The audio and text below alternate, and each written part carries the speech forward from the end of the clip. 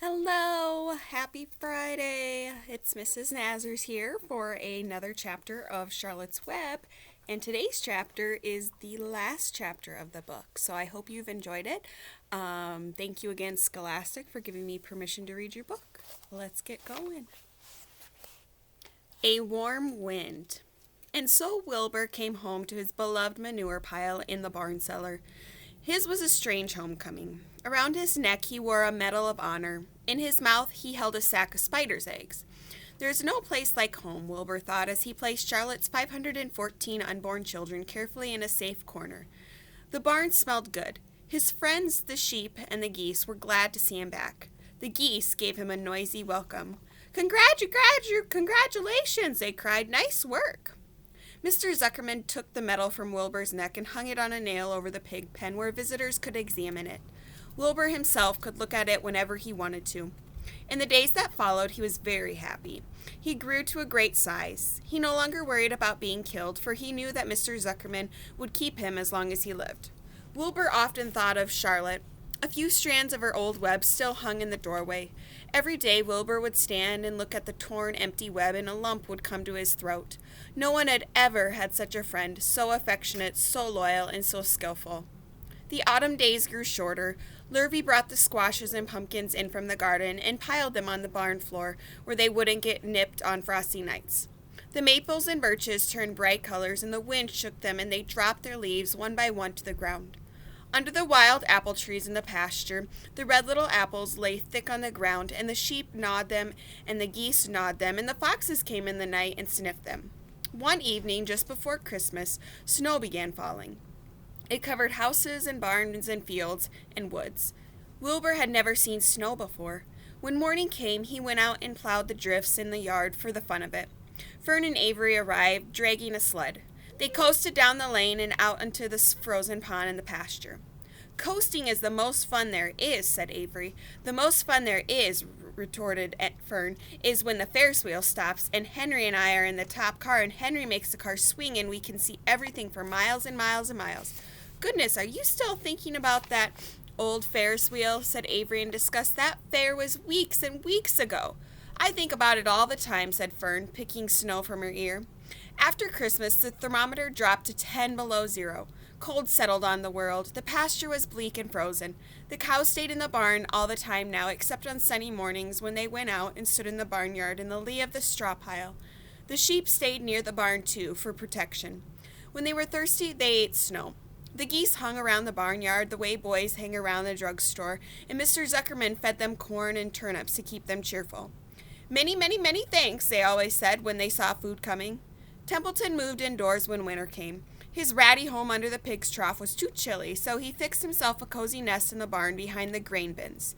He lined it with bits of dirty newspapers and rags, and whenever he found a trinket or a keepsake, he carried it home and stored it there. He continued to visit Wilbur 3 times a day, exactly at mealtime, and Wilbur kept the promise he had made. Wilbur let the rat eat first. Then, when Templeton couldn't hold another mouthful, Wilbur would eat. As a result of overeating, Templeton grew bigger and fatter than any rat you'd ever saw. He was gigantic. He was as big as a young woodchuck. The old sheep spoke to him about his size one day. You would live longer, said the old sheep, if you ate less. Who wants to live forever, sneered the rat. I'm naturally a heavy eater, and I get untold satisfaction from the pleasures of feasts. He patted his stomach, and grinned at the sheep, and crept upstairs to lie down. All winter, Wilbur watched over Charlotte's egg sack as though he were guarding his own children. He had scooped out a special place in the manure for the sack, next to the board fence. On very cold nights, he lay so that his breath would warm it. For Wilbur, nothing in life was as important as this small round object. Nothing else mattered. Patiently, he awaited the end of winter and the coming of the little spiders. Life is always a rich and steady time when you are waiting for something to happen or to hatch. The winter ended at last. I hear the frogs today, said the old sheep. Listen, you can hear them now. Wilbur stood and cocked his ear. From the pond, in shrill chorus, came the voices of hundreds of little frogs. Springtime, said the old sheep thoughtfully. Another spring. As she walked away, Wilbur saw a new lamb following her. It was only a few hours old. The snow melted and ran away. The streams and ditches bubbled and chattered with rushing water. A sparrow with a streaky breast arrived and sang. The light strength in the mornings came sooner. Almost every morning there was another new lamb in the sheepfold. The goose was sitting on 9 eggs. The sky seemed wider and a warm wind blew. The last remaining strands of Charlotte's old web floated away and vanished. One fine sunny morning, after breakfast, Wilbur stood watching his precious sack. He wasn't thinking of anything much. As he stood there, he noticed something move. He stepped closer and stared. A tiny spider crawled from the sack. It was no bigger than a grain of sand, no bigger than the head of a pin. Its body was gray with a black stripe underneath. Its legs were gray and tan. It looked just like Charlotte. Wilbur trembled all over when he saw it. The little spider waved at him. Then Wilbur looked more closely. 2 more little spiders crawled out and waved. They climbed round and round on the sack, exploring their new world. Then 3 more little spiders, then 8, then 10. Charlotte's children were here at last. Wilbur's heart pounded. He began to squeal. Then he raced in circles, kicking manure into the air. Then he turned a backflip. Then he planted his front feet and came to a stop in front of Charlotte's children. "Hello there," he said. The first spider said hello, but its voice was so small Wilbur couldn't hear it. "I'm an old friend of your mother's," said Wilbur. "I'm glad to see you. Are you all right? Is everything all right?"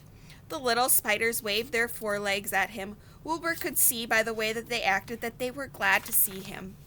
"Is there anything I can get you? Is there anything you need?" The young spiders just waved. For several days and several nights they crawled here and there and up and down, around and about, waving at Wilbur, trailing tiny drag lines behind them and exploring their home. There were dozens and dozens of them. Wilbur couldn't count them, but he knew that he had a great many friends. They grew quite rapidly. Soon each was as big as a BB shot. They made tiny webs near the sack.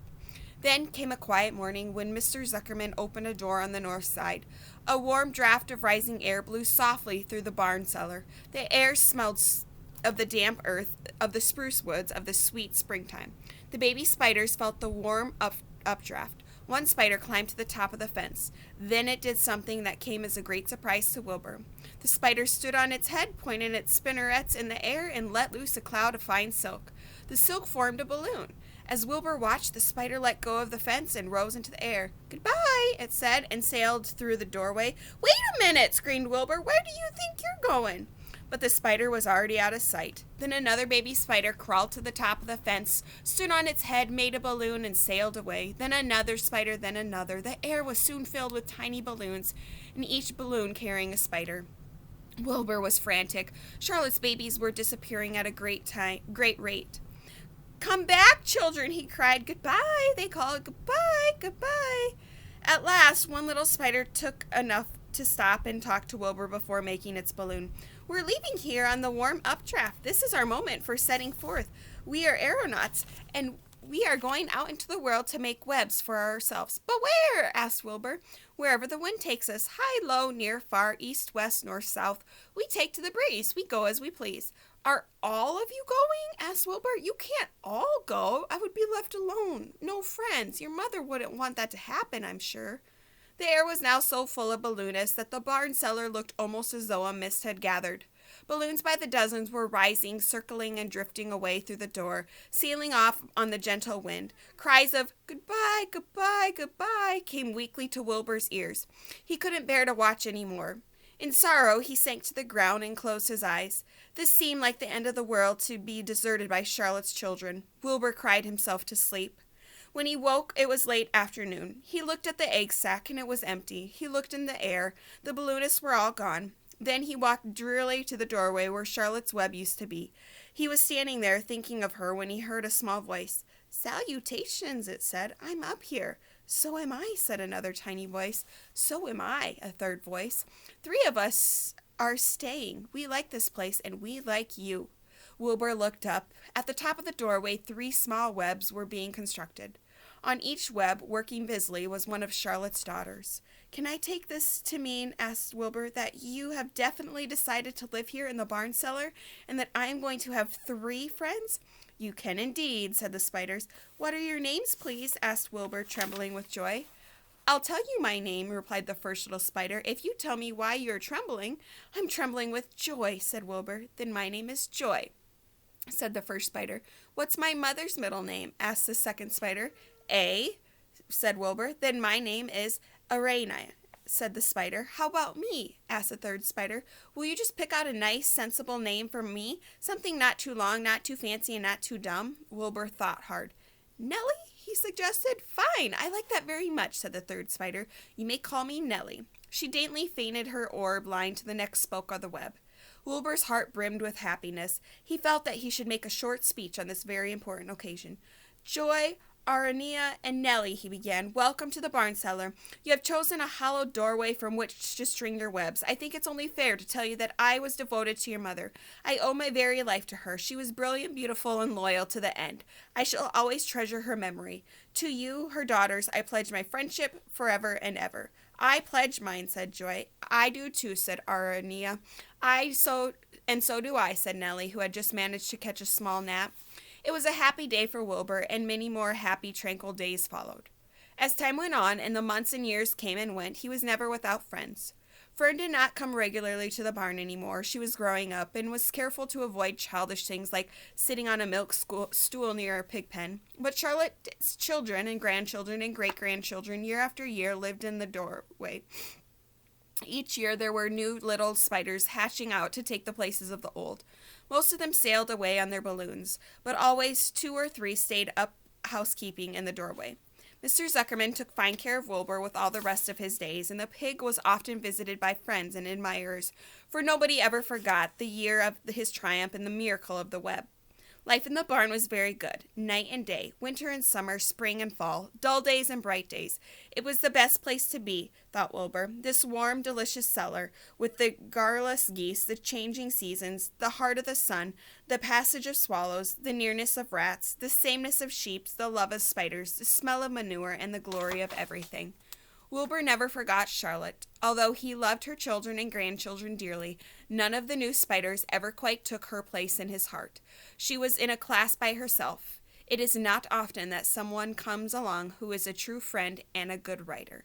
Charlotte was both. The end. Thank you so much for joining me in reading this book.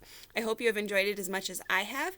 Just a reminder that Charlotte's Web is a movie. So there was a movie produced in the 70s, and it's more of like an animated movie. And then I think in 2006, like a more recent version of the movie came out. So check that out. See if you have it online or see if you can get it. It's definitely fun to read a book and then watch the movie and compare and contrast the two to see what things are similar and what things are different. So we will start with a new book on Monday, and I hope that you join me for that one. Thank you guys. Have a good weekend. Bye.